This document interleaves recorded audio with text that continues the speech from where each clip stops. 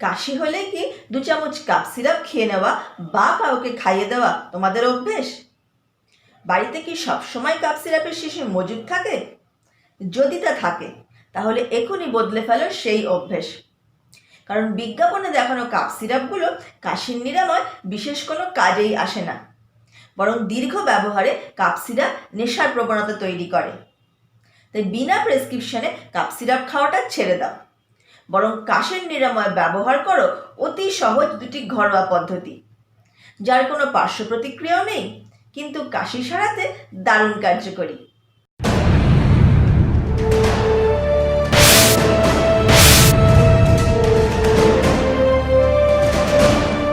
নমস্কার, আমি দেবশ্রী। সুকন্যা ইউটিউব চ্যানেলের আরও একটি নতুন পর্বে তোমাদের সবাইকে স্বাগত। আজকে আমি কথা বলবো সর্দি কাশি নিয়ে। শীতের শুরুতে বা শেষে ঠান্ডা গরমের তারতম্যের কারণে বাচ্চা বড় প্রায় সকলেরই কম বেশি সর্দি কাশি লেগেই থাকে। একজন পূর্ণবয়স্ক মানুষের বছরে 2-3 বার ঠান্ডা লাগাটা খুব স্বাভাবিক ব্যাপার। প্রায় 200 রকমের ভাইরাস এই সর্দি কাশির জন্য দায়ী। এই ভাইরাসগুলো মানুষের শরীরে 96-97 ডিগ্রি ফারেনহাইট টেম্পারেচারে বেড়ে ওঠে। তাপমাত্রা একটু বাড়লে ভাইরাসগুলো শ্বাসনালীর ওপরের দিকে জড়ো হয়ে নাক বন্ধ করে দেয়, সর্দি লাগায়, হাঁচি তৈরি করে, আর এই হাঁচির মাধ্যমে আবার ভাইরাসগুলো ছড়িয়ে পড়ে অন্য কারোর শরীরে। কিন্তু মনে রাখতে হবে, এই ভাইরাস গঠিত কাশিগুলো কিন্তু সহজে সারতে চায় না, বা কাপ সিরাপ খেলেও তা যেতে চায় না। কিন্তু জ্বর নেই, কোনো রকম কোনো কফ বের হওয়া নেই, অথচ খুব খুব করে কাশি হয়েই যাচ্ছে। এটা একদিকে যেমন বিরক্তিকর, তেমনই যন্ত্রণাদায়ক তো বটেই। আর এই যন্ত্রণা থেকে মুক্তি পাওয়ার জন্যই আমরা নানান বিজ্ঞাপনে দেখানো কাপ সিরাপগুলো খেয়ে থাকি। এই কাপ সিরাপ কিন্তু কখনোই কাশির সমাধান নয়। কাপ সিরাপ কফকে বুকের মধ্যে বসিয়ে দেয়। এতে যে কেবল বেশি বেশি করে খালি ঘুমই পায় তা কিন্তু নয়। বাজার চলতে এই কাপ সিরাপগুলো থেকে অনেক সময় ঝিমুনি, খিঁচুনি, অস্বাভাবিক হৃদস্পন্দন বৃদ্ধি সহ শরীরের নানান ক্ষতি করে।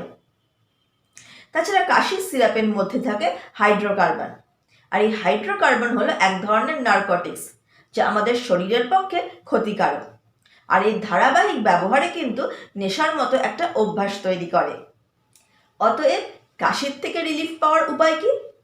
মনে রাখতে হবে, কাশির কিন্তু আছে ভিন্ন ভিন্ন ধরন, ভিন্ন ভিন্ন কারণ।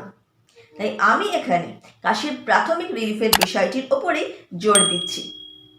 খুসখুসে কাশি বা ঘরঘরে কাশি, তোমরা যেটাই বলো না কেন, সেই যন্ত্রণা থেকে মুক্তি পাওয়ার বা সেই অস্বস্তিতা কাটানোর জন্য সব থেকে ভালো ওষুধ হচ্ছে গরম জলের ভাপ নেওয়া।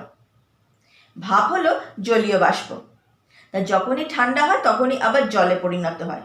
এর ফলে আমাদের মাথার মধ্যে বা বুকের মধ্যে যে কফটা বসে থাকে সেটা বার করা অনেক সহজ হয়। এর জন্য তোমাদের কি করতে হবে? তোমাদেরকে একটা পাত্র নিতে হবে, তার মধ্যে বেশ খানিকটা জল নিয়ে তাকে গরম বসাতে হবে।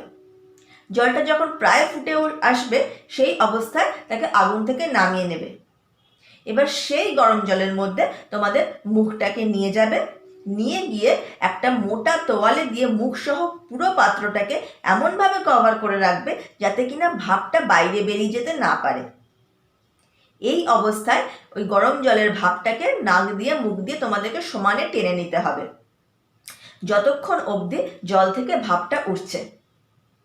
এইরকম যদি তোমরা বার-3 করতে পারো এবং 3-4 দিন ধরে কন্টিনিউ করতে পারো, তাহলে নিশ্চিতভাবে সর্দি কাশির থেকে তোমরা অনেকটাই রিলিফ পেয়ে যাবে।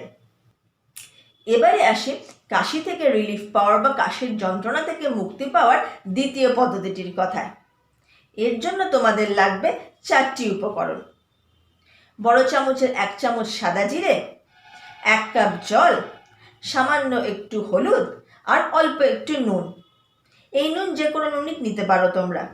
নর্মাল হোয়াইট সল্টও নিতে পারো, ব্ল্যাক সল্টও নিতে পারো, অথবা হিমালয়ান পিঙ্ক সল্টও নিতে পারো। তোমাদের যেটা ইচ্ছে সেই নুনই তোমরা ব্যবহার করতে পারো।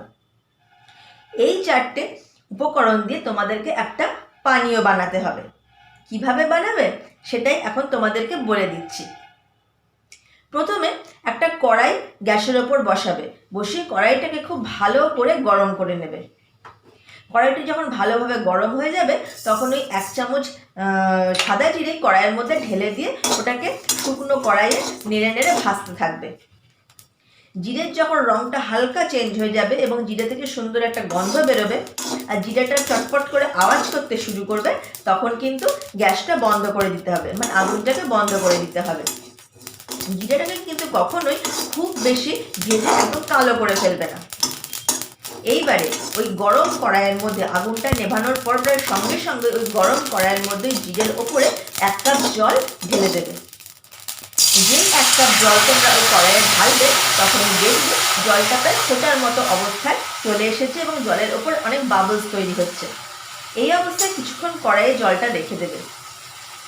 রেখে দেওয়ার পর যখন আস্তে আস্তে বাবলসগুলো সব থেমে যাবে তখন এই জিরে ভিজানো যে জলটা সেটাকে একটা ছাঁকনি দিয়ে একটা কাপের মধ্যে ছেঁকে নেবে। ছাঁকনি দিয়ে ছাকার পরে যে পানীয়টা বা তরলটা তোমরা পাবে তার রঙটা কিন্তু হবে একদম লিকার চায়ের মতো বা র চিয়ের মতো। এইবারে ওই যে পানীয়টা তৈরি করলে তোমরা তার মধ্যে সামান্য একটুখানি হলুদ, মানে 1 পিঞ্চ মতো হলুদ এবং 1 পিঞ্চ মতো নুন মিশিয়ে ভালো করে গুলে নেবে। গুলে কিছুক্ষণ রেখে দেবে। আস্তে আস্তে যখন টেম্পারেচারটা ওই পানীয়র টেম্পারেচারটা একটু কমে আসবে, খাওয়ার মতো অবস্থায় চলে আসবে, তখন ওটাকে চায়ের মতো চুমুক দিয়ে দিয়ে আস্তে আস্তে করে উষ্ণ অবস্থায় খেয়ে নিতে হবে। এইভাবে 3 বার এই পানীয়টিকে তোমাদের সারাদিনে খেতে হবে।